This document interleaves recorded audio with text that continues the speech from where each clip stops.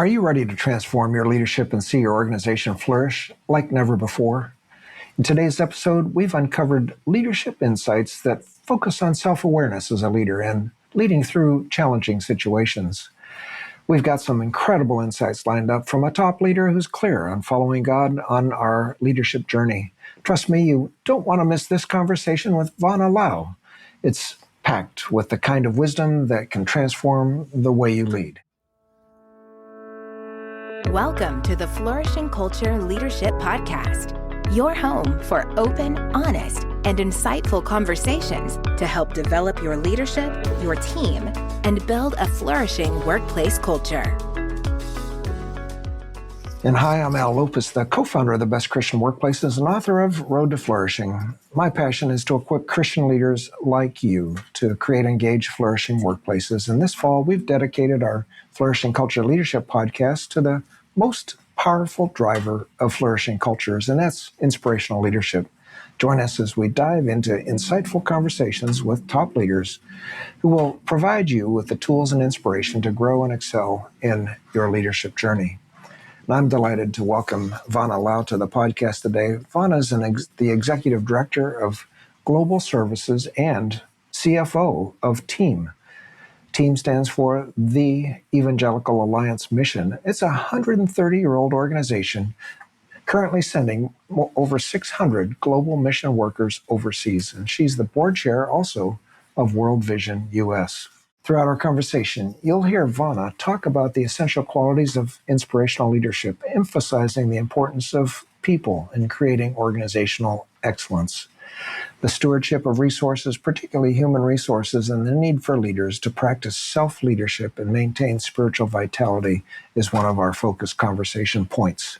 She also highlights the significance of honest feedback in leadership and the necessity for humility and dependence on God to finish well in ministry. Vonna also explores the essential qualities of effective leadership, emphasizing the importance of listening, transparency, and community. I think you're going to love this interview with Vonna, but before we dive in, this podcast is proudly sponsored by the Best Christian Workplaces Employee Engagement Survey. Don't wait. This fall is a perfect time to gather insightful comments from your employees to assess the health of your workplace culture. As Vonna encourages us as leaders, we need to ask for feedback so we can become more self-aware and effective leaders. So, are you ready to transform your leadership and thus your culture? Visit workplaces.org to learn more and start your journey to becoming a flourishing workplace today. I want to say hello to our new listeners and thanks for joining us as we honor your investment of time in creating valuable episodes like this. You know, Vonna is the Executive Director of Global Services and CFO of TEAM. And the mission of TEAM is to partner with the global church to establish and send disciples who make disciples and establish missional churches for the glory of God. Vonna has served ministries and churches in financial and operational capacities for more than 25 years. She has a Bachelor of Accounting and an MBA in Leadership and Human Resource Management. And she's the author of a new book, Glad I Didn't Know: Lessons Learned Through Life's Challenges and Unexpected Blessings. She also has co-authored 3 ministry financial books, and Vonna is the board chair of World Vision US and also serves on other national and international boards of directors and is a frequent conference speaker. So here's my conversation with Vonna Laue. Vonna, it's great to have you on the podcast. I'm looking forward to our conversation today. I am as well. Thank you for having me. So, Vonna, we've known each other now for a few years. I wouldn't want to say a long time. It might make us sound older than we are, but a few years. And your own background is finance and accounting. You've served with Cape and Krause. You've served with ECFA, now with TEAM. I know you have other responsibilities. And you also have a strategic view of leadership, being on the board of World Vision US. So, at Best Christian Workplaces, one of the factors we focus on for a flourishing organization is inspirational leadership. And one aspect of inspirational leadership is operational excellence. Over the years, you've seen lots of organizations, different leadership teams in action, especially in the nonprofit sector. So what are some of the key factors that you see in leaders who create an environment for operational excellence? What qualities do you notice in leaders who are being good stewards of the resources God has entrusted to them. It's about the people, right? That's what it comes down to. Selecting them, training them, retaining them. And some people are able to do that better than others. But it really, to me, is the biggest key in being able to provide excellent ministry, service, whatever that is. And that requires that we have the adequate budget, whether that is for compensating them, whether it's for providing training, benefits, that we don't skimp out on that part. And we know that we need to be cautious. I've never met an employee that came to a ministry because they had a get-rich-quick scheme, right? Like they don't come here for our compensation. But at the same time, I think we have a responsibility to be fair and to look at those factors, and then creating a culture that enhances the staff that we have, making it a place they want to be. Our individuals feel called to be there. And if God's called them there, then we want them to flourish and be successful. So, when you say, how do we steward well? You've hit a soapbox for me and you didn't even know it. And that really has been something that probably for about 20 years now, I have seen ministries say, we want to be good stewards. But when I've dug into that, what they've really meant is of our finances. And I think most of our ministries, the people that we have are probably the biggest resource that we have that we need to steward. Would you agree with that? Amen, sister. Yeah, absolutely. So then, if we're not stewarding them well, I think we're doing a disservice and we're holding the Lord back from what he would do in 4 areas. So let me explain that. If we have people that are in positions that they are not competent in, I think God gifts us to be competent and successful in our roles. And so when we have people where they don't belong, we're keeping that individual from being where they would flourish, where God would have them. We're holding our ministry back because we don't have the right person in that role. We're keeping the person who is the right person from being there, so they're not able to be successful like they could. And wherever this person is supposed to be, we're keeping them because they're not there. And so by not stewarding our people well, we're not doing a good service to 2 individuals and 2 ministries. That's a strong start, Vonna. Absolutely. People who aren't effective, who aren't helping the ministry be excellent, need to find the place where they can be effective. No question about it. Yeah. And it's difficult. I'm not going to downplay that. And because these are people that we care about, they're people that have the same calling, like they're behind our mission. One organization years ago that did this, they did a complete reorg. And they took every person and they looked at their skill sets, and then they looked at the positions that they were going to have under this reorg, and they put everyone in the position where they felt like they could be really successful. And when they were done, I'll never forget this, there was one person that didn't have a role to land in. And so they let that person go. And that person came back several months later, but came back and thanked them. And what she said was, I love this ministry. I didn't like my job. And she said, I got up every morning and I went to work, but I was not engaged. I was not excited. And she said, now I have a position that I love and I'm excited to go to work every day. And she said, I can support the ministry financially and I can volunteer in the ministry where my skill sets fit in a volunteer capacity. She was thrilled. And so I've challenged people over the years, come back to me if it doesn't work. I'd like to hear. I haven't had people come back, and I've had to live it myself, right? And do the same thing in different organizations that I've been in. And it's difficult. But if we are very respectful and we care well when we do dismiss someone, it's not unchristian-like. And that's oftentimes our factor, life-giving work. If people are in jobs where they don't feel like they're really doing what they're gifted to do.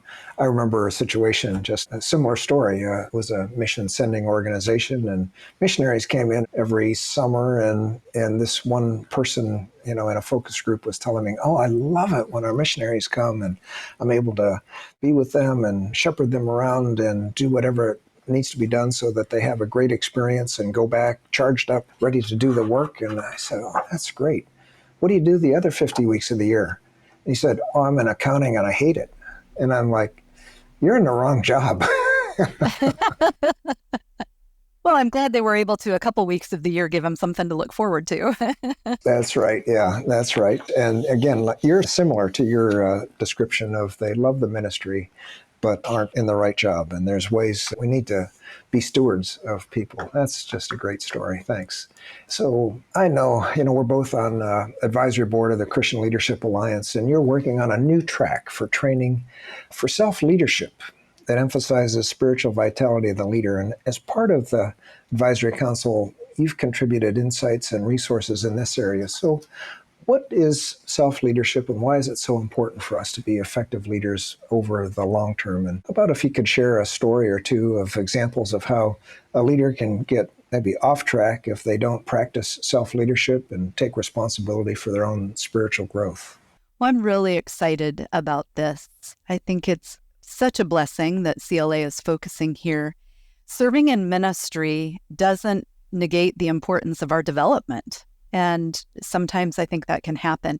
We really have to take care of ourselves physically, spiritually, intellectually. I mean, is there any other area of life that would work well? If a parent isn't taking care of themselves and developing themselves, they're not going to parent well. And if a doctor isn't taking care of themselves physically, they're not going to be able to care for patients. I mean, it's something that if we step back, it makes sense, but we get in the throes of being busy and we start to set those things aside. So, for example, to me, when I'm really busy, the two easiest things for me to knock off my schedule are working out and my devotions. They don't seem productive necessarily, right? And yet at the same time, I think when I'm really busy, quite honestly, those two are two of the most important things that I need to get through those stressful, difficult times. I also find, just from a spiritual standpoint, when we're busy, people make excuses for us, and that's not necessarily helpful. So let me explain what I mean by that. As I have been in busy seasons of life, I a few times have felt maybe a little bit guilty, or I think more rightly stated, challenged by the Holy Spirit that I'm not engaged with my local community like I need to be. I'm not plugged in with a life group. I'm not in a Bible study. I'm not maybe engaged in church.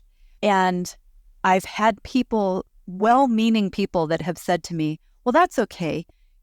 Every day you're engaged in that. You serve in a ministry. That is your service to the Lord. And there is an aspect of that that's true, but there's an aspect of that's also my job. And the Lord still wants me engaged in some of these other places. And so I don't want to let others make that excuse for me. And I don't want to confuse my ministry calling with the local body and what I need to do there.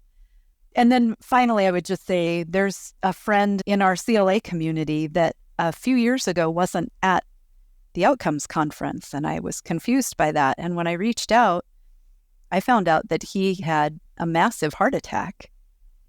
And the doctor, praise the Lord, he survived that and made some major life changes. But the doctor said, when's the last time you had a physical? And he literally couldn't name the last time that had happened. And I don't think that's good stewardship. We were just talking about stewardship of our people, right? And so when I look at personal leadership and I look at physical, intellectual, spiritual, those are all ways that we can steward what God has given us. And I think we need to take that seriously. So that's why I'm excited about this. Yeah, and you've just given each of our listeners the question, have you had an annual physical? Yeah, a couple of weeks ago, I took 2 days, and I took the first day I went to the dentist and the doctor, and the second day I went to the eye doctor and somewhere else. And I was like, I'm only home for 4 days this month. I got to get these knocked out. That's I right. said, if I'm going to say it, I got to live it.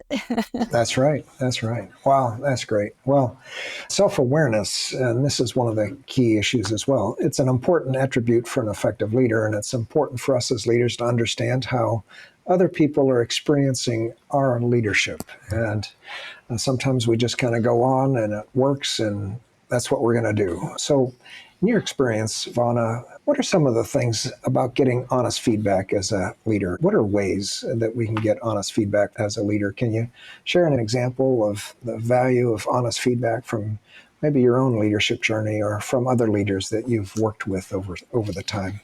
Sure. Well, the first thing I would say is if you don't feel like you have that right now, it's not going to happen overnight. Start to implement some things, but give it time, because you really do have to build a culture of openness and safety, and that takes time. Another thing I would say is don't expect others really to be vulnerable with you, which is exactly what they're doing when they give feedback. Don't expect that of them if you're not willing to be open and vulnerable with you. Why would they trust you? Now, I realize in leadership, we need to be careful because there's a fine line between being transparent and oversharing. But at the same time, if we want people to trust us with their feedback, then we've got to be human. We've got to be approachable. I would also say that you have to ask for it. A lot of times they're not going to just freely give it to you. And maybe if they do, it's more concerning sometimes, right? But ask for it. Provide opportunities. One of the things that we've done is in the performance discussions that we have, we include in there, how can I serve you better? My words, how can I block for you? What resources can I provide for you that you don't have?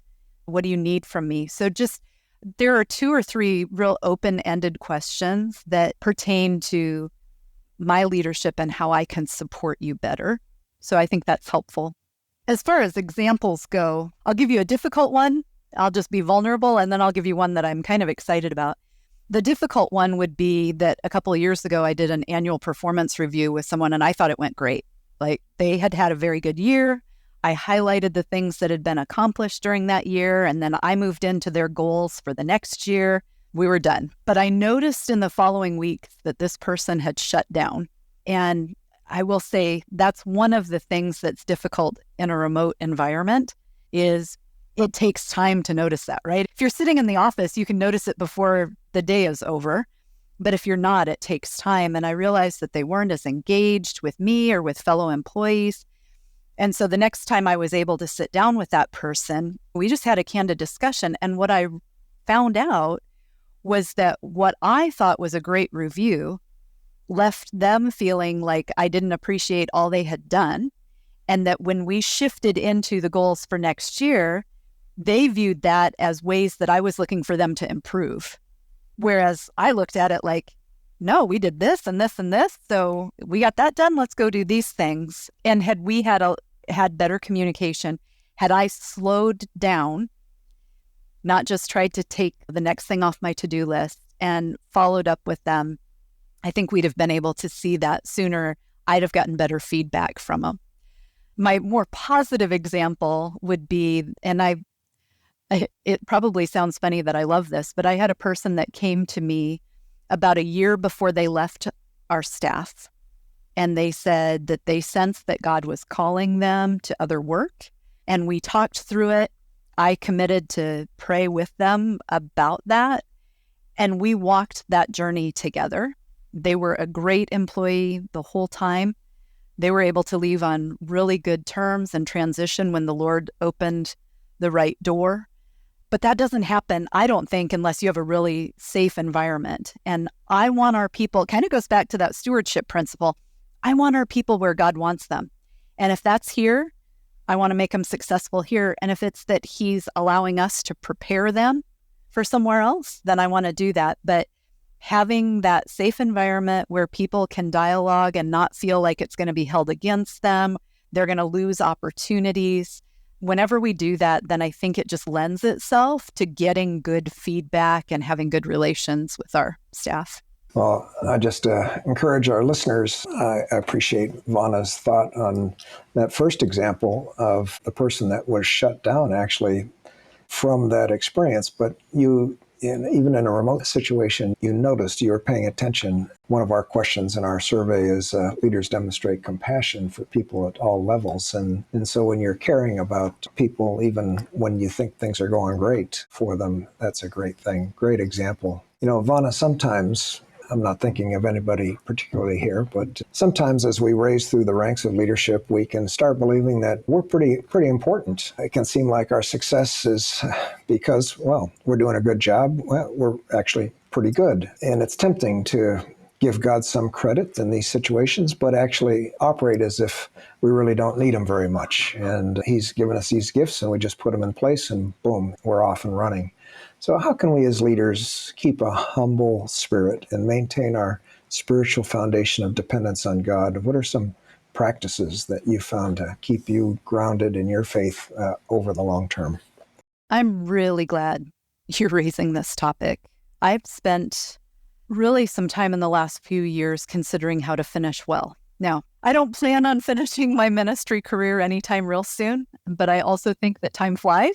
And so we do have to plan ahead. And part of that consideration is looking at some of the ministry leaders, candidly, that I've highly respected, that I don't feel finished well. And that has made me, just sad. And they had great ministries that were then seemingly tarnished or negated by just some failure late in their careers. And so as I've looked at that, spent time thinking about it, what I determined is that leaders grow to a point that they don't have people that will speak truth to them.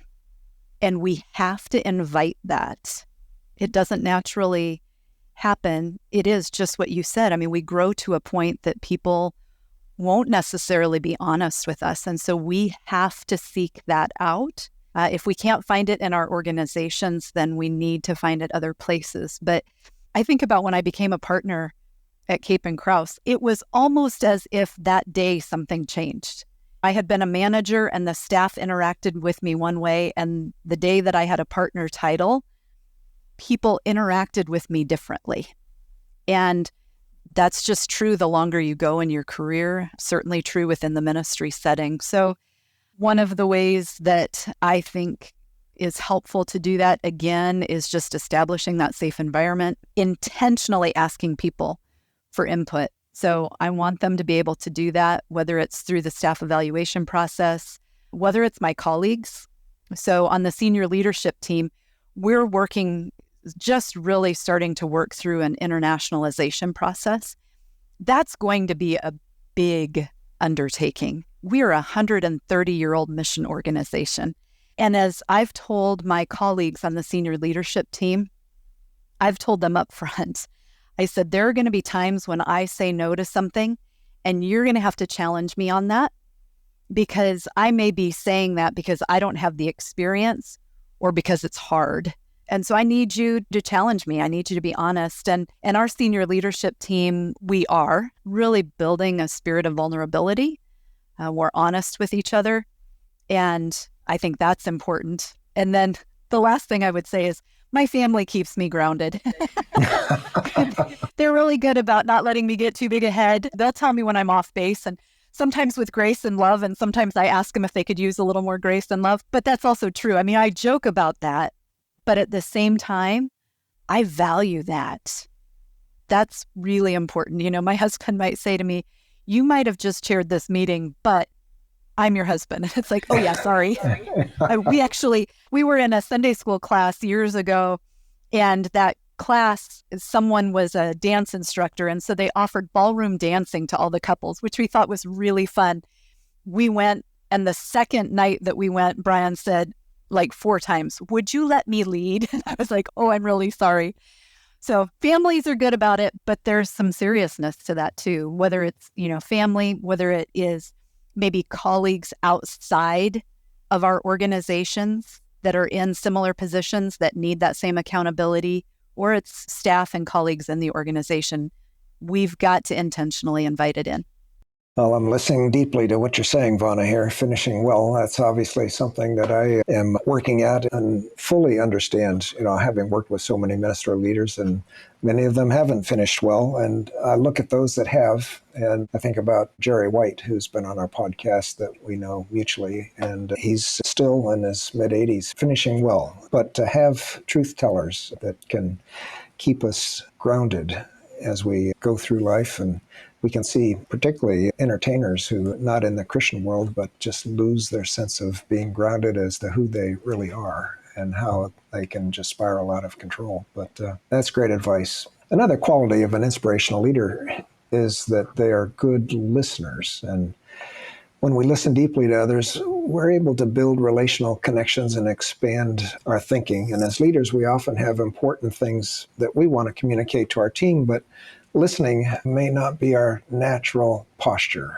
I just am reflecting on examples in my own life as I even think of this question. So, as you've moved through your own leadership journey, are there some examples that you can share that you've really seen the value of listening? What are some good questions that you might ask leaders as leaders try to understand and discern a deeper level? Well, I tell people, I think that we get the most out of a situation when we're transparent with each other. And so transparently, I'm not great at this. I know it. I'm working on it. It is one of the areas in my leadership that I work at or struggle with, maybe more than anything else. And part of that is because I'm a multitasker. I'm always thinking about a lot of different things. And I tell people, you can see what I'm thinking by what's on my face. If you wonder what that is, you might ask, because I might not be thinking about what you're talking about. And so that facial expression may not be related to that.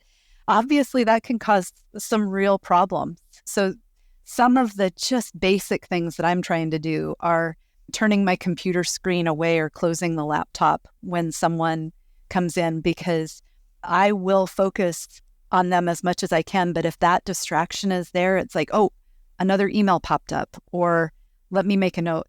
So that has been one way that I've tried to do that. It shows the person that I'm present with them. And then, just repeating back some of the takeaways is another, that I'm listening. It does help me, because sometimes, even if I'm listening, I misunderstood or misheard something. From the question standpoint, you asked, what are some good questions that we can ask? I really appreciated last year, I read the book Multipliers by Liz Wiseman.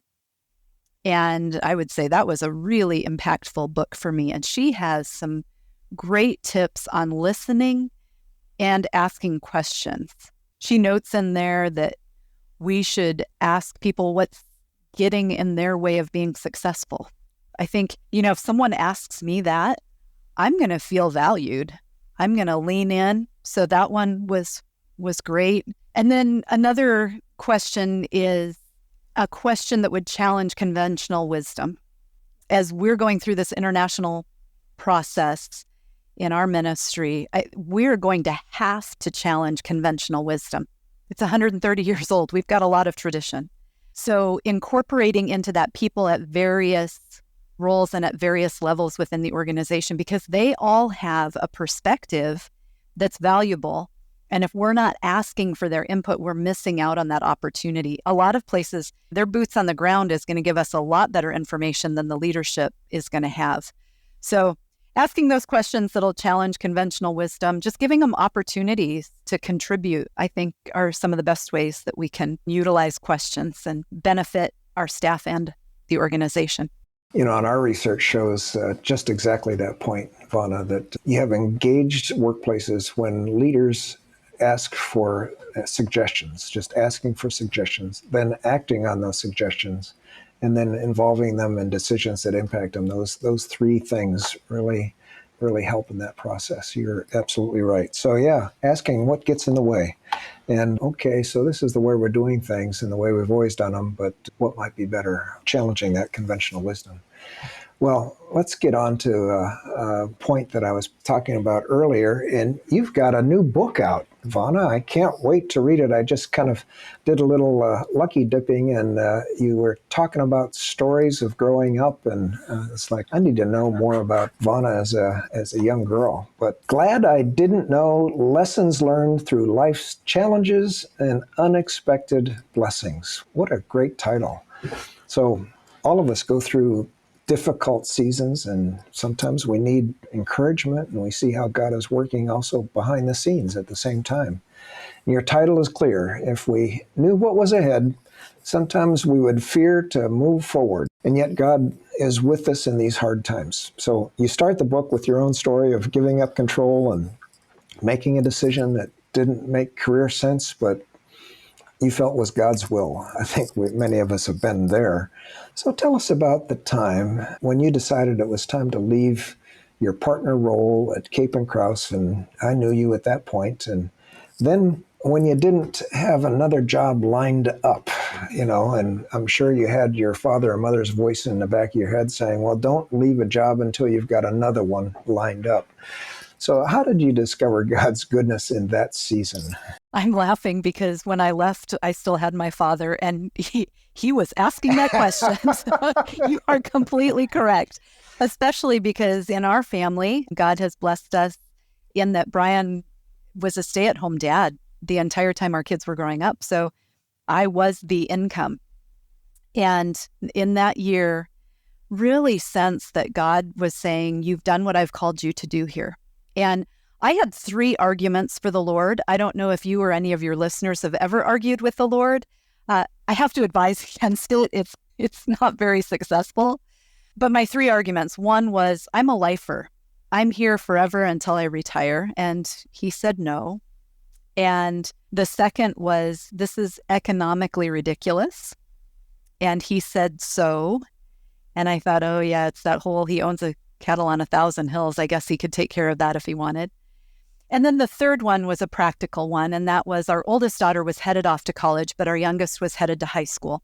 And so I said, Lord, you can disrupt our lives, but let's wait 4 years. And he said no. And so we gave it a little bit of time, prayed about it, but it just was evident that's what we were supposed to do. And so I was supposed to give 12 months notice to leave the firm.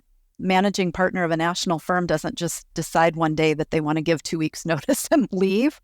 But I went to the partners the 1st of September and I said to them, I've been praying about this and we feel like it's a matter of obedience. And I think if I don't do this, it's going to be detrimental for us as a family and for the firm. I just believe it's obedience. So over the next 4 months, I had 150 plus meetings with clients and network connections and everyone to let them know this is what's happening.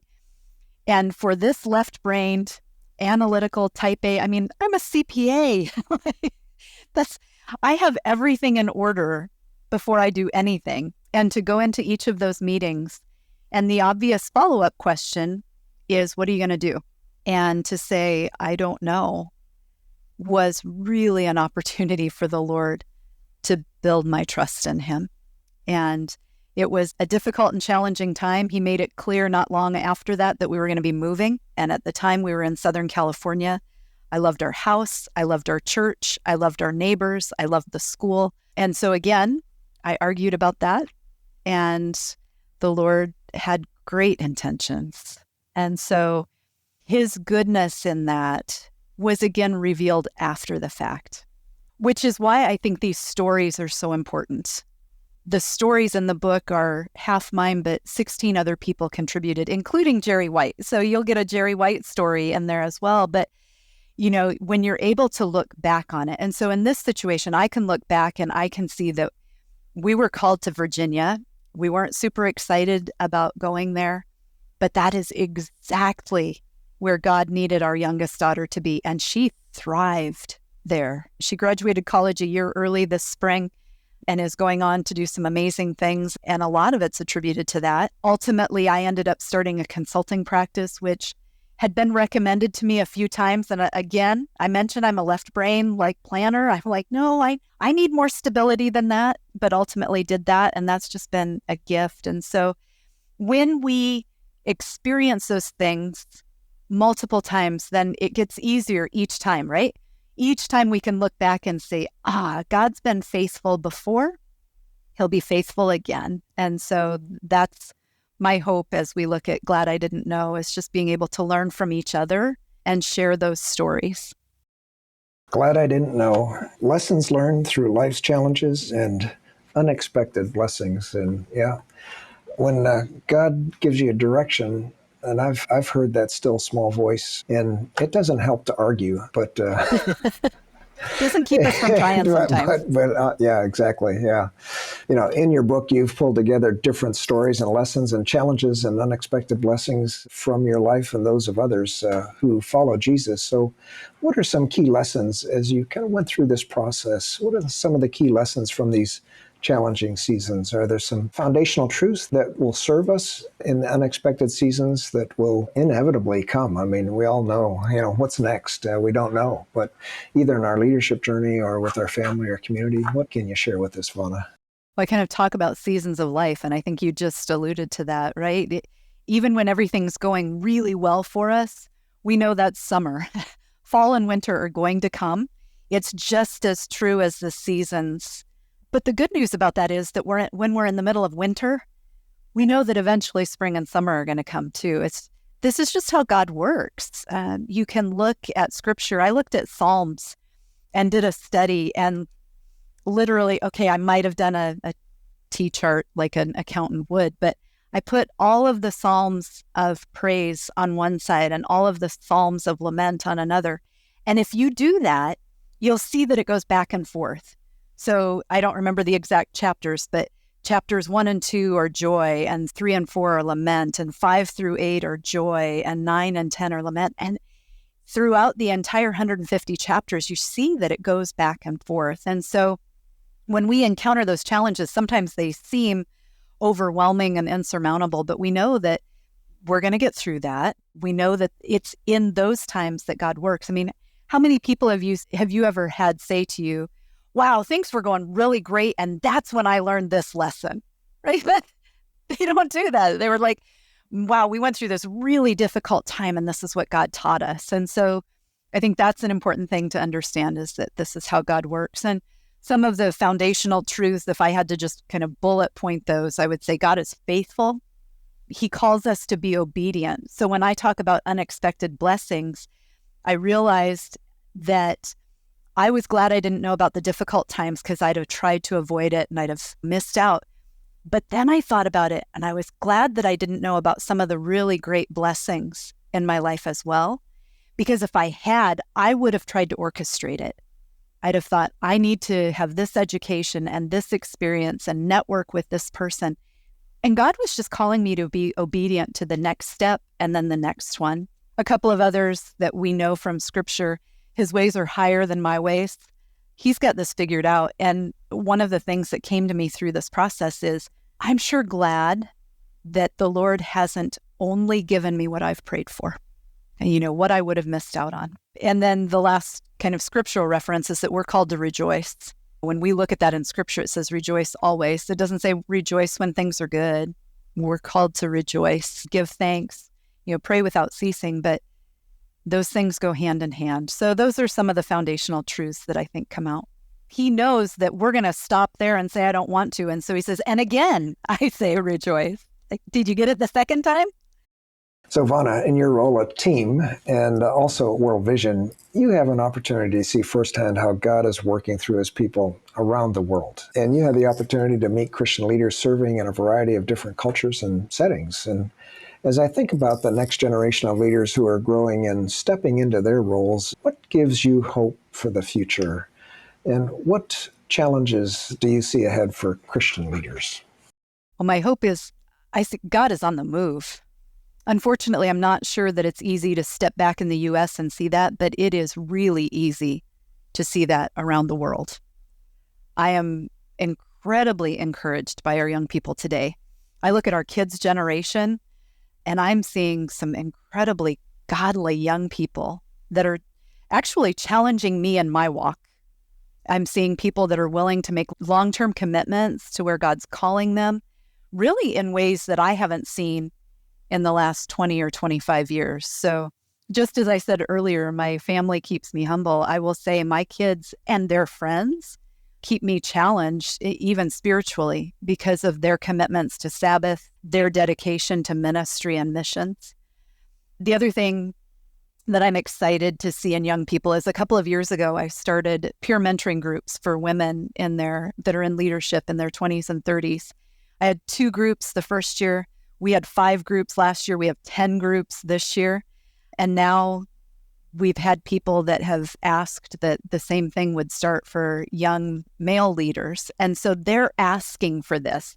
Those are things that encourage me. There are challenges. We know that there are challenges ahead. I think practical challenges are always finances and staffing and managing technology, all the things that those of us that are in administration handle, right? So we're kind of behind the scenes. But I think there's also some just current day challenges. One of those that I see is a lack of middle ground. And whether that's in religion or politics or societal issues, it's difficult for people to find that common ground. Really, for a lot of years, one of the things that I thought was amazing about ministries is that people would serve side by side in a ministry that they felt called to, that they wanted to support. And they might be there for months before they happen to have this conversation with a coworker about, where do you go to church? And then they'd realize, oh, wow, well, I'm Baptist and you're Methodist, but hey, we get along really well. And we have this common purpose that we're called to. And now we have a lot of defining issues that are difficult to set aside and focus on the mission at hand. And so I would say that's a challenge. And I pray that we can develop cultures that are kingdom focused, where we can love our neighbors well, whether that neighbor is a coworker, a person in the community, or someone on the other side of the world. Somebody said that's an important commandment. Love your neighbor. Yeah, it's written down somewhere. Well, Vonna, we've learned so much. This has been a great conversation. Thanks so much. And it started off, and here's a CPA saying it's all about people. And maybe that's one reason I've admired you so much over the years. It's all about people. And we've been really focused on stewarding finances so much, and we're letting people atrophy in a lot of ways in many ministries. So, and then coming right out and helping us understand that we need to steward the people that God has given us. And if they're not in the right job, it's our job to really help them get on track and get them in the right job. And that might be helping them with a transition. Yeah, I love that. Also, just all that you said about self-leadership and spiritually, intellectually, physically, even emotionally, how we need to be sure that we're on track and growing in all of those areas. And the importance in leadership around self-awareness and in making sure we have good and vibrant spiritual practices that keep us obedient. And that's been a theme that you've said that really has touched me as, yes, we need to be obedient in what God is calling us to, and the importance of listening. And for leaders, oftentimes we're focused on our job is to talk, but listening and how being transparent and present and repeating the takeaways and really focusing on asking the right question. I think, questions are really key. So I hope you have great success with your book as well. So Vonna, is there anything that you'd like to add to what we've talked about? Just one final encouragement. And life is challenging. Leading is certainly challenging. We've talked about personal leadership and stewardship and all the difficulties. But here's my encouragement, and that is we're not called to do it alone. The Lord's walking with us, and we need to be in some kind of community to keep a proper perspective. So I hope that this conversation is a blessing to your listeners. Thanks so much, Vonna, for your contribution. And most of all, I appreciate your faithful leadership and commitment to equipping leaders to spread the good news and to serve other humans around the world. So thanks for taking your time out today and speaking to the lives of so many listeners. Thank you, Al. It's a joy to visit today and to serve ministries in similar lanes for so many years. It has been. Thank you. Thank you so much for listening to my conversation with Vonna Laue, and I hope you enjoyed it as much as I did. You can find ways to connect with her and links to everything we've discussed in the show notes and the transcripts at workplaces.org/podcast. And if you have any suggestions for me about our podcast or have any questions on flourishing workplace cultures, please email me, al@workplaces.org. And join us for a special edition of our next podcast featuring insightful discussions with BCW leaders Robert Wachter and Carrie Humphreys. Together, they'll explore the state of the Christian workplace in higher education, exploring key trends and practical strategies to help universities thrive in mission and faith. You won't want to miss this empowering conversation. The Flourishing Culture Leadership Podcast is sponsored by Best Christian Workplaces. If you need support building a flourishing workplace culture, please visit workplaces.org for more information. We'll see you again next week for more valuable content to help you develop strong leaders and build a flourishing workplace culture.